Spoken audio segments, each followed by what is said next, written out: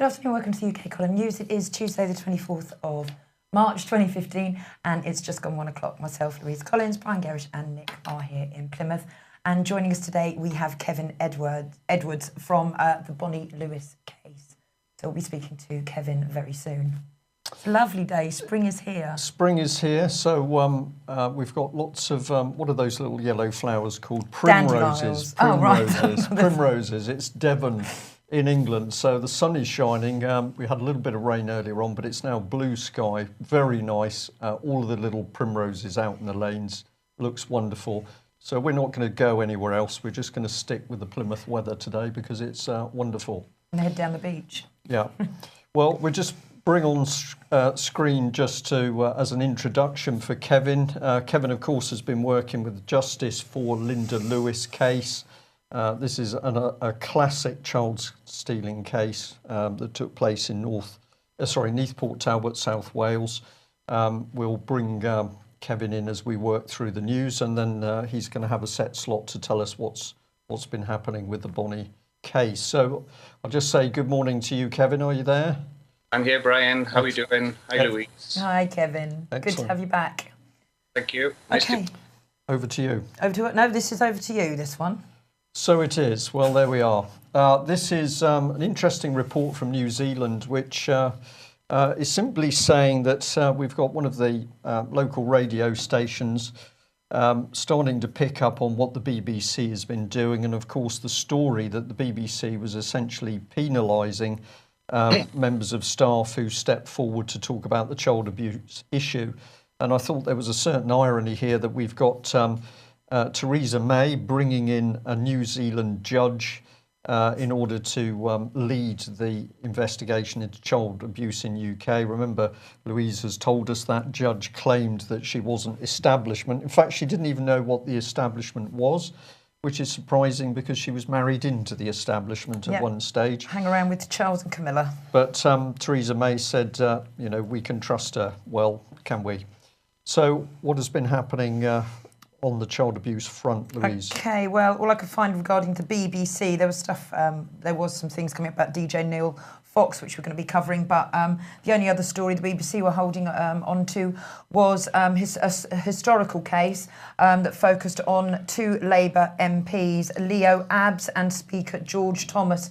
The BBC, the allegations were made to South Wales Police and another police force, and information has now been passed to Operation Fernbridge for further investigation. But BBC focusing on two dead politicians. What a surprise. Well, it's dead politicians and it's also celebrities, of course, Louise. Yep. Anything but people in Westminster and around Westminster at the moment. Yep, exactly. Here we go. Sky News last night did a story on Australian Grand Slam champion Bob Hewitt, who was yesterday convicted of rape and sexual assault on 3 underage girls whilst he was coaching children in South Africa during the 80s and 90s. Mr. Hewitt, of course, denied both charges, but the judge in Johannesburg said the similarities amongst the victims showed how calculated Hewitt really was, and Hewitt has been remanded in custody and is awaiting sentencing. Next. Okay, now we're moving on to DJ Dr. Fox, former Capital Radio DJ and TV presenter. Neil Fox was yesterday charged with 9 sex offences, 3 of which are relating to children. 3 allegations are believed to have happened in the 90s and the other 6 in 2007. Fox, of course, denies the allegations as well. He's due to appear on bail at Westminster Magistrates Court in April the 16th. Interesting that he's also a very close friend of Simon Cowell, a bit like the glorious Max Clifford. Indeed. And this one is particularly interesting, I think. Very interesting. Okay, a historic film about the gay rights movement has been aired on BBC iPlayer as part of the Open Door series. The documentary, called Glad to be Gay, was first aired in 1976 with the presenter Ian Campbell Dunn, and it shows the lives of gay people in Scotland. What the BBC did not do, or maybe they did and this was deliberate, we don't know, was look at who Mr Dunn actually was. Well, for those who don't know, he was one of the co-founders of PI. He was also a member of the Labour Party. And very interestingly, when he did pass away back in 1998, none other than Peter Tatchell wrote his obituary for The Independent, where he said Ian Dunn was a pioneer for lesbian and gay human rights, remaining a central figure in the battle for homosexual equality in Scotland and internationally for 30 years. So that's very interesting, and there's been a lot of outrage from victims who had been left at the hands of this Ian Dunn. And the BBC simply saying, as usual, well, we don't really care what the public think. We're happy to take your 3.65 billion to fund us, but we don't really care.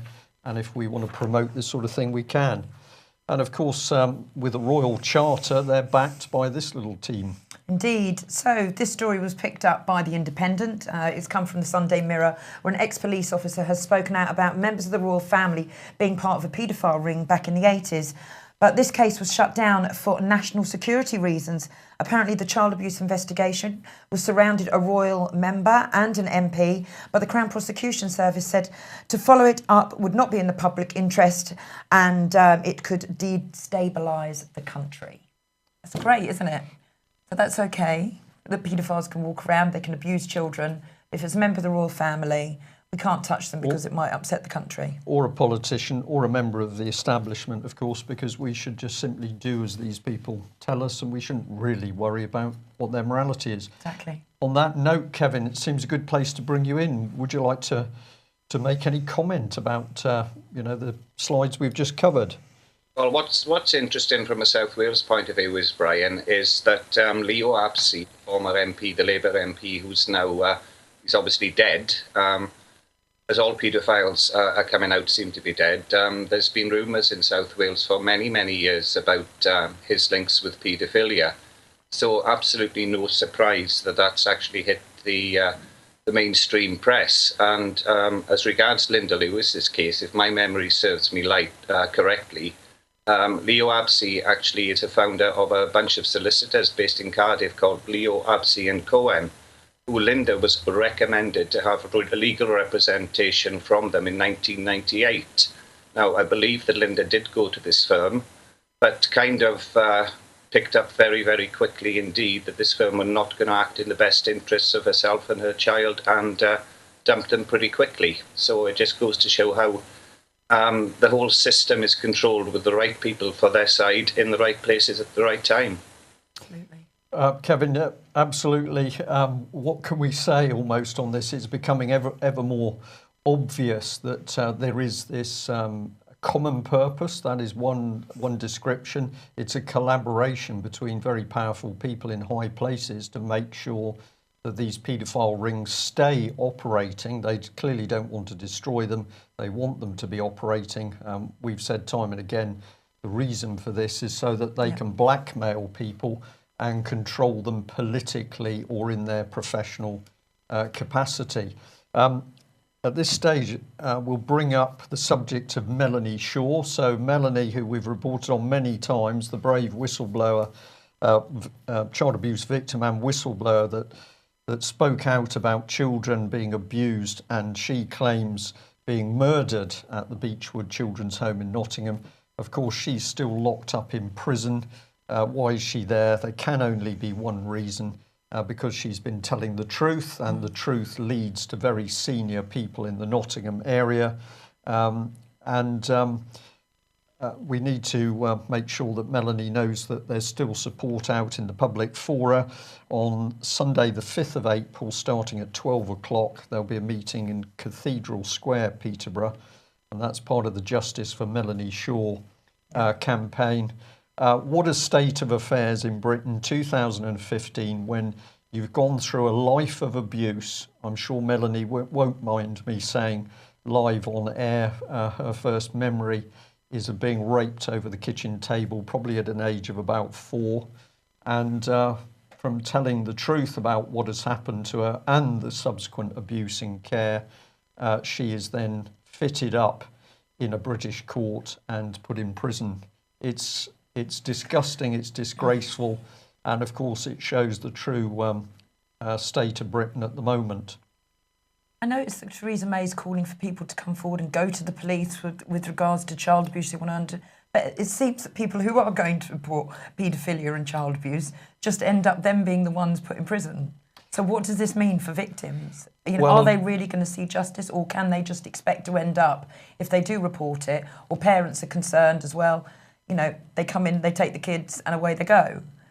So what can victims and parents of abused children and suspected, you know, suspected paedophiles, what can they expect, do you think? Well, I think, Louise, the danger is for people who speak out who approach the police as an individual. I personally believe that the protection for people who want to do the right thing is to make sure before they approach the police, they've got a lot of friends and supporters around them, so that if the nasty stuff starts, which is the bullying and the intimidation, of course, that becomes public. But we do know that there are many good policemen and women out there really trying to do their job. If they are straight and honest policemen and women, of course, what they're now faced with is absolute corruption within the courts, amongst the judiciary, and indeed the Crown Prosecution Service. And we know for a fact that life inside the Metropolitan Police has become particularly vicious now, as some police officers are terrified of going to prison for their abuse crimes, whereas other police officers that speak out are being victimised by Crown Prosecution Service senior officers in the police force. So I think the key thing is for victims to make sure when they approach the police, they've got all of their material spread, they've got all of their evidence known to other people. But if we don't take it forward and push, this subject is not going to come to the surface. There have been whispers, I believe, around the Met with regards to members of the Monday Club. Yes. And some very nasty things, which we will maybe leak a few things out later as time goes on. But I mean, I think there are some very, very worried people within Westminster. And we've already said on air, we'll say it again, we are aware that the police do indeed hold video footage and photographs of young boys being seriously sexually assaulted by politicians. And then which ends in death. Which ends in death, yeah. Kevin, just before we give you a slot to talk about the Linda Lewis case, just a little advert here. Many people have been asking what has happened to Section 2 at the grand jury from the British Constitution Group conference a couple of weeks ago. Well, here it is. It will be streamed following the news today, Grand Jury Part 2. This is really getting into the meat of what the public needs to do in order to circumvent clearly these corrupt, fraudulent and often secret courts in UK. We need to get back to common law and grand juries where decent people start to act as necessary. So I think you'll find this very interesting. Can I just say that it's going to be streamed again after this show's repeated at 9 o'clock? It'll be rerun again, won't it? After 9:30, I do believe. I believe that's the case. And also, if you want to see some of the other videos from the conference, just go to the British Constitution Group website. Well, unfortunately, Kevin, you were a bit poorly that weekend, so we couldn't get you speaking at the conference. We'd have loved you to have been there. But tell us what you've been doing in the meantime around the Linda Lewis, Bonnie Lewis case. Well, as it happens, Brian, we're obviously linking into the Met Police. My website, etc., has been quite quiet for a while. There's been no articles or anything put up, but that doesn't mean that everything's ground to a halt. We've got a lot of good people doing a lot of work behind the scenes, etc. And Linda Lewis, myself, and Linda's dad, John, went up to London on Wednesday to actually go to New Scotland Yard with new evidence to present regarding, obviously, what's happened to Linda and her daughter in South Wales. Now, the first point to make is when we got there, New Scotland Yard, being a public building, no longer has any facilities to accommodate anybody walking in. So they've no public area.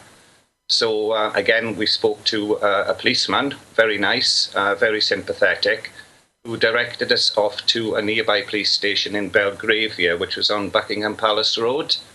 Yep. So we headed in there, asked at the counter to speak to a senior police officer, a little bit cheeky as well. We asked to speak to Hogan Howe, but apparently he was getting into trouble for what he'd done in Liverpool regarding paedophile cover-ups. So after about half an hour, we were brought in front of two police officers, a chap called Ed and a nice policewoman called Lauren.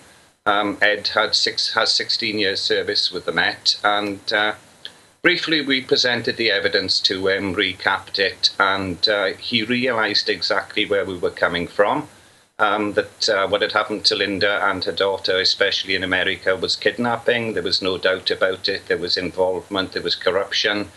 South Wales Police were in it. Now, on several occasions, we mentioned to both police officers that we've come all this way up to the Met. Because we do not trust South Wales Police, as they are complicit in this crime, have acted both ultra vires and in a criminal manner in the kidnapping of Linda's daughter in 1998. We went through the evidence for about an hour and a half, and both police officers says, fine, look, he said, can you go out, have a cigarette, go for a cup of coffee, whatever, come back and see it in half an hour. So back in we went. Police officers were fine. Both could see exactly where we're coming from. Both could see that crimes had been committed against Linda and her daughter. So we had a brief chat, and, this is the way the police forces work at the moment. You're dead right. We've got a lot of good coppers out there who need to be on our side. He could not do anything until, as he said, and he pointed, I got to go upstairs and see how we can do this. So he said, look, give us another hour. How can I present this to my superiors upstairs? So how can I get this onto the system with a crime number? So he did that. We wandered off, had a little bit of lunch, came back in, and he said, yeah, we've got your crime number. The way I want to present it for you is by basically bringing it in as a case of malfeasance in public office. Now, the first reaction was, well, hold on, there's a bit more than malfeasance in public office. There's kidnapping, there's conspiracy, there's perverting the course of justice, there's perjury, etc., etc. And he accepted all this, and he said, well, the way to put it in is malfeasance in public office, because if we can get this into court for you, you can take it up as malfeasance in public office, which is a common law offence which carries life imprisonment and is recognised as a criminal offence as well. So we were a little bit disappointed with that, but we realised that this chap didn't have the final say. That's the key thing about it. So we were given a crime number, which we've still got. We shook hands with both policemen. And it's interesting, about the Met Police, because during the conversations, I was saying a few things to both of them. I said, look, have you checked your pensions lately, etc.? And one of them said, oh, I'm actually in the new pension scheme, but there's a lot of guys that are really, really peed off at the moment. They've lost up to £50,000. And of course, my response to this is, well, the people that you're protecting as police officers or your bosses, the ones who wear the hat and the batons and go to the lodge upstairs, the same people that you're protecting are the ones that's basically robbing you. The conversation said that the Met Police, a lot of police officers there at the moment are suffering because of the scrutiny and the bad reputation that they've actually got because of the numerous cover-ups with paedophilia. So, the police forces are corrupt, but it's not the guys in the trenches, Brian, that, we should really be attacking. We need these guys on the side. And we've literally had two police officers who were on Linda's side, saw the evidence and had absolutely no problem in putting it forward. That's good news. Right, but the story goes on, Kevin, doesn't it? Because what happened subsequent to that visit to the Metropolitan Police? Again, it's quite amazing.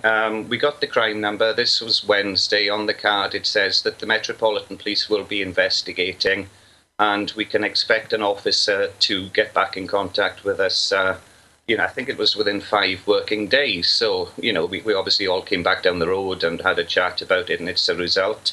Once again, I emphasise that the Met Police were told that under no circumstances were South Wales Police to be tipped off or involved in this. So Thursday went okay, then Friday, apparently 2 police officers turned up at Linda's home address on Friday at 5 o'clock in the evening, and Linda Lewis wasn't there. So her mother eventually got hold of Linda and said, there's 2 policemen come here, etc., etc. They want to speak to you, and they're coming back at 5 o'clock the following day, being Saturday. Now, we didn't quite understand what was going on and what South Wales Police were doing there, but they did say when Linda's dad had a bit of a pop at them as they were sort of walking down the drive, quite arrogantly, these police officers said, well, we are in charge now, we are investigating. Now, this obviously caused a lot of anger and consternation on this because we did not want South Wales Police to be involved in it. So, long story short, we sort of phoned up a few supporters of Linda's who were all waiting at her house for Saturday, 5 o'clock, with video cameras, etc., ready to go. And, sitting there, and then the police didn't arrive at 5. At 5:05, the phone rang, and it was a PC Golden from South Wales Police who literally spoke to Linda. Now, the conversation was quite a lengthy one, and I ended up speaking to him as well. But the bottom line is, Met Police had passed all paperwork over to South Wales Police. South Wales Police, being a criminal organisation from the top, have now decided not to investigate themselves, which obviously they cannot do. Now, I can see you smiling there, you two. This is literally totally incredible, because what the Met Police have done by doing this is actually they are perverting the course of justice. Yeah. Now, interestingly enough, Brian, there's an article that came up in the Daily Mirror this week where an active police sergeant and a Met Police sergeant was looking through video evidence of a mugging, and he noticed and he thought his son was likely to be investigated as one of the muggers.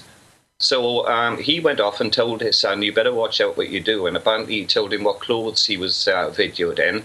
But I believe you're going to be under suspicion and under investigation. Now, of course, this is a police officer from the Met who has perverted the course of justice and was found guilty of so in Southwark Court and was sentenced to 6 months imprisonment.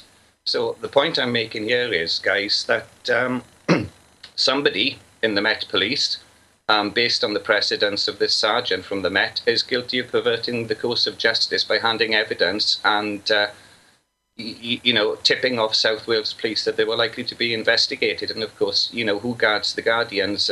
That's the case. South Wales Police, criminal organisation, cannot investigate themselves. Kevin, you've put that so concisely. It's blatant what is now going on. We've got utter corruption and criminality in Britain's police. And yep, you've said it. So one police force tips off the other in order that they can cover their tracks. These police officers should be in prison. But of course, we've got the other extreme now where we've got the politicians and indeed the judges and the CPS are pointing a finger at the police when they're also guilty of this same sort of abuse of the system. Exposing it is the key thing, but as we had shortly before your slot, the grand jury process is now coming to the surface. We will have a special report on that later in the week. But thank you very much for giving us that.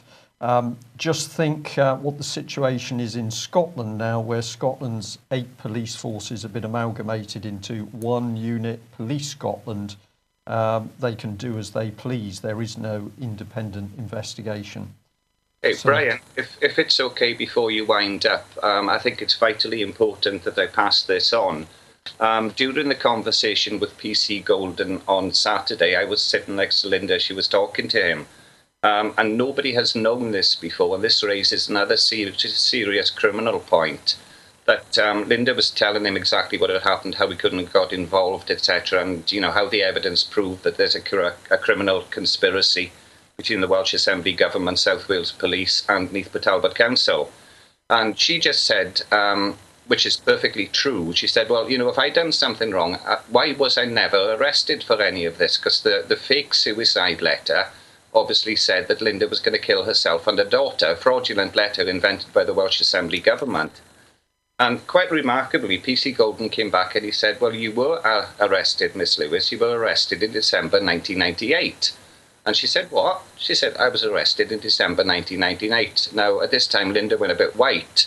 And she said to me, they're telling me I've been arrested in 1998. So I took over the phone. And the obvious question there is, I said, OK, Linda Lewis was arrested in December 1998. Can you tell me on what charge? He says, I don't know. Can you tell me where she was arrested and by whom? He says, no, I don't know. I said, well, so you're telling me then on the complete police computer, Linda's been arrested in 1998 and you can't tell me who arrested her and for what charge?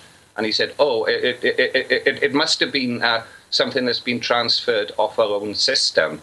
Now, let me make this abundantly clear. Linda Lewis has never been arrested for any other crimes because she's totally innocent of everything.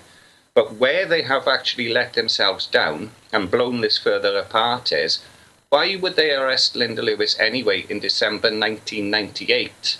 Because the court case where all the fraudulent evidence of the suicide pact, etc., which never existed, was put into court, happened the month before in November 1998. You know, there was a 3-week trial in Cardiff, which we've also found out, Brian and Louise, that this court case that happened in November 1998 for 3 weeks to decide custody of Linda's daughter has no court record. It never existed. It's absolutely totally clear that this was a private court paid for either by the Welsh Assembly government or Neath Port Talbot Council to go through. It was about as real as Emmerdale Farm. Kevin, we will give you we will agree a dedicated slot with you to go into some of the detail of this, because this is the reality of what's happening in UK at the moment. It is the orchestrated breakdown of proper law and order and justice, and it deserves more time. We can't give it to you today. Apologies for that, but thank you for that excellent update, and I'll be on the telephone shortly after the programme. Thanks, Kevin. Okay, no problem. One very quick point, guys. Just literally keep you 10 seconds. Isn't it amazing that having visited the Met on Wednesday, that on Saturday Linda Lewis has a criminal record dating back to 1998? Amazing. That nobody's ever mentioned before. So how many days ago, can I ask, was this actually put on the police record, just to cover their own tracks? Yeah. We take your point. Thank you so much, Kevin. Okay, once again.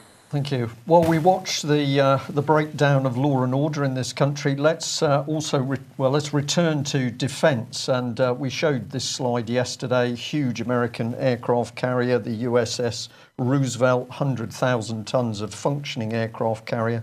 And of course, the important thing about this American aircraft carrier is it indeed carries aircraft. Now, what we'd just like to go through is very serious things happening at the moment around the top levels of Britain's military. What does the Lib-Lab Con achieve for Britain? Well, of course, at the moment, David Cameron is boasting about the Queen Elizabeth class of future British aircraft carriers. So we have one fitting out at the moment, the other one being built. But this was essentially an advert, and we'd like to say, let's have a look at the big lie. Can I interrupt? Sorry, really quickly. Where's it being built? Yeah, British Aerospace is the lead it is in this person country. on it. This country. It is in this country, yes. Good news, okay. Okay, so we have the aircraft carrier being built. Let's just have a look at what was advertised here, because of course in this advert picture, covered in aircraft, but those aircraft don't exist. Slide disappeared a bit quickly there, but that's the key point. So at the moment we have David Cameron, who is ramping up violence overseas and the movement towards war in Eastern Europe. We have aircraft carriers being built, but we don't have aircraft on those aircraft carriers. So that brings us to this man, which is Rory Stewart, known as Florence of Arabia to his Westminster friends, and Chief of the Defence Staff, the BBC, boasting that this is the man to ask about problems with Britain's military. What's his background? What is his expertise to deal with military issues? We've got an academic, we've got an author, he's a filmmaker, He's been wandering in the desert, but apparently this is the man that we should pay attention to. So what can we tell our audience today? Well, we're being told that basically military chiefs are finally starting to wake up and realise that Westminster is committing treason through its calculated destruction of Britain's military. And sources are saying that there's been some very big arguments breaking out between top-level military officers and the Defence Committee, to the extent that Rory Stewart, as chairman, and his staff have effectively been told to get their heads out of their bottoms and start doing their jobs. So serious disagreement now at the head of Britain's military, and big concerns over the aircraft, the F-35 Joint Strike Fighter, which should have been coming online to equip the British aircraft carriers that aren't themselves ready. So this aircraft underperforming in trials, over budget, late on delivery. But of course it was the Liblab con that destroyed Britain's aircraft carriers in the first place, and indeed the Harrier aircraft that were performing well. So we're just going to remind people that Rory Stewart refuses to disclose if his defence policy was determined in his Bilderberger meetings. And of course Stewart claims he's entitled effectively to a private political life. So this is the aircraft, outrageous cost now. We were supposed to buy over 100, I think that's now down to 14. But we're being told that there are now some strong rumours that the whole of this programme is likely to be cancelled. So here's Britain's Navy, Ark Royal, scrapped in Turkey as a result of the policy of this man. It's not the government that's destroying Britain's military capability, of course, it's individuals. David Cameron destroying the nation and its defences. Well, we're not going to find the truth out of the BBC, but Russia Today is picking up on what the reality is of life in Britain. And if you have a look at this YouTube clip from Russia Today, you can see that they're exposing corruption in Britain. And of course, what they're saying cynically is that they're exploding the national myth. We like to think we don't have corruption in Britain, but the ugly truth is that the Liblab con has absolutely driven this through the country. And does it affect the simple person on the street, the man on the Clapham omnibus? We're going to say it does. And thank you very much to the viewer who sent this through to us, which is a website, ukcoverup.com. It's talking about the sheer horrors of corruption in Britain's police and court system, which has been focused on a gentleman and his mother, taking them to court on repeated occasions with false evidence, accusation, bullying, etc. So if you want to know the reality, you might like to see the Russia Today footage and also to visit this this website. What are the politicians doing against this background? Well, I think this one says it all. It does. So last month saw the Tories' black and white ball, but somebody managed to sneak in a secret camera, and it's parts of what was filmed at the black and white ball are going to appear in Channel 4 dispatches.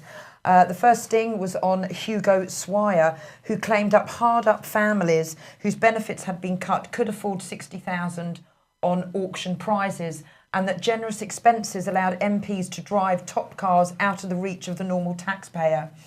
Investigators from Channel 4 also catch Jeremy Hunt giving rich Tory sponsors his own personal views on the NHS at a luncheon during the winter crisis by the NHS.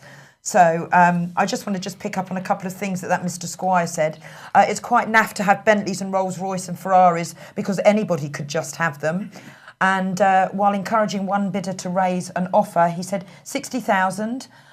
He's not on benefits, is he? Well, if he is, he can afford it. And then he comes out with a statement, in the good old days of MP's expenses, we could all have Bentleys too, but we don't anymore. So the criminal wasting of public money is regarded as a joke by the Tories, yeah. Well, we'll leave you on that unhappy note, but this is the reality of Britain today. If we can expose the child abuse, which of course is the is the weapon of the blackmailers, we start to regain our country. We need the truth to be out there. And of course, we need decent men and women back in Parliament to replace these substandard MPs at present. So thanks for joining us. Thanks to Kevin. And remember the Sunday event for Melanie Shaw, very important. And of course, let's remember that the Holly Gregg case, of course, has not disappeared, simply that Robert Greene is now gagged for life by the Scottish Government for daring to expose child abuse. And the Hampstead case we're going to continue to report on based on the facts available to us. Thanks for joining us. Thank you. Bye-bye.